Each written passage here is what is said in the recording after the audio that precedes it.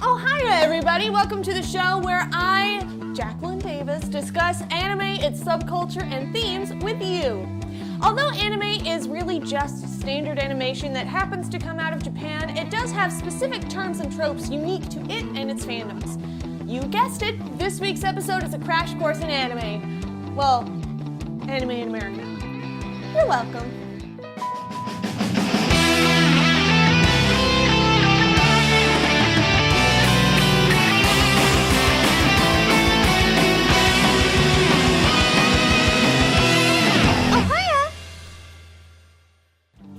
First, I want to make it abundantly clear that as a white British American woman who grew up in the middle of East Central Texas, I'm not going to understand every single thing about specifically Japanese culture. The thing about languages and cultures is that there is always going to be intricacies and in-jokes that you won't really be able to understand unless you grew up in that culture. And cultures can even apply to the time period someone grew up in, not just geography. Don't believe me? Try explaining memes to your grandma. See how that goes. Secondly, anime itself is not a genre. It's an animated medium defined by where it's created. In fact, the word anime is just Japanese for animation. As such, its shows, films, and games can all fall into the same genres and subgenres like sci-fi horror, and anything else like what we have in the West. The same goes for manga, aka comic books. Also, FYI, Japanese does not have a plural form, so it would still just be anime and manga if there's more than one, just to let you know.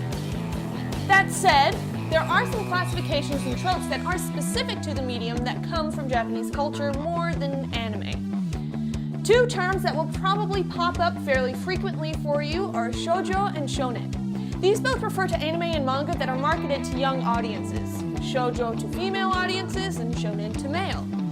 Sailor Moon is an example of shoujo, while One Piece is shonen. However, neither shoujo or shonen can really be defined as a genre on their own, as either can also be sci-fi, comedy, slice of life. You get the picture. They both literally translate to young woman and young man, respectively. A sizable amount of popular anime seems to fall into this category. It's always either marketed to the very young or the very horny. Now, I'm going to talk about another important word. That word is kawaii. It's a commonly known term used to mean cute and is not to be confused with the Japanese word kawaii, which means scary or horror. I won't go too far into it though, as there will be an episode on kawaii culture later on. A related term is chibi, which means small person, which is when the characters are drawn with shorter arms and legs and bigger heads to make them appear much more childlike and therefore innocent and cute.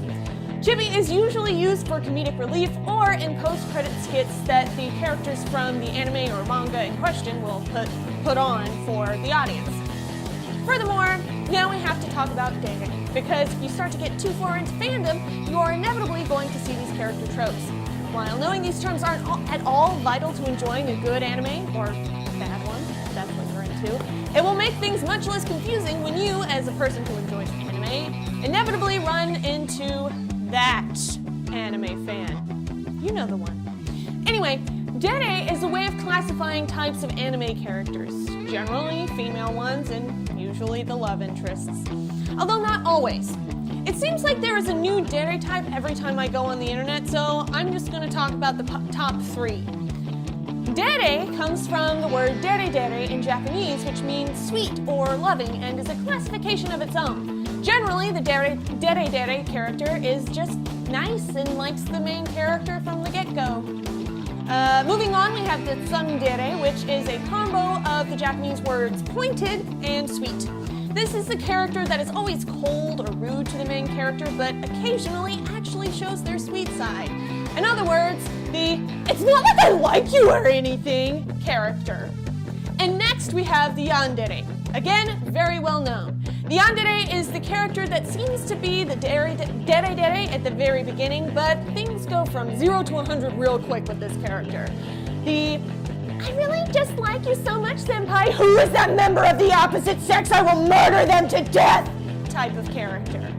This character is especially applied to female characters more than the male ones, especially cute characters as a sort of irony. While there are guy characters like this, most people just call them what they are, creeps. For the already anime fans out there, what terms do you think I should have included on the list? Let me know in the comments down below. For articles, reviews, and more, make sure you visit PopNerdTV.com and subscribe to our YouTube channel to check out our Patreon so that we can continue to make things for you lovely people. We've also got a store with all kinds of snazzy posters and shirts and all of that stuff. We've even got pillows. Oh, bye!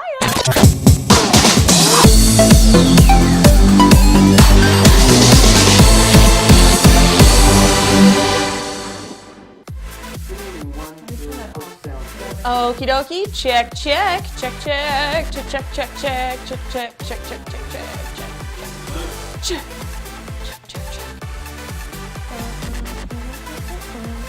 Why was that the song that came into my head? I don't know. So sorry about what?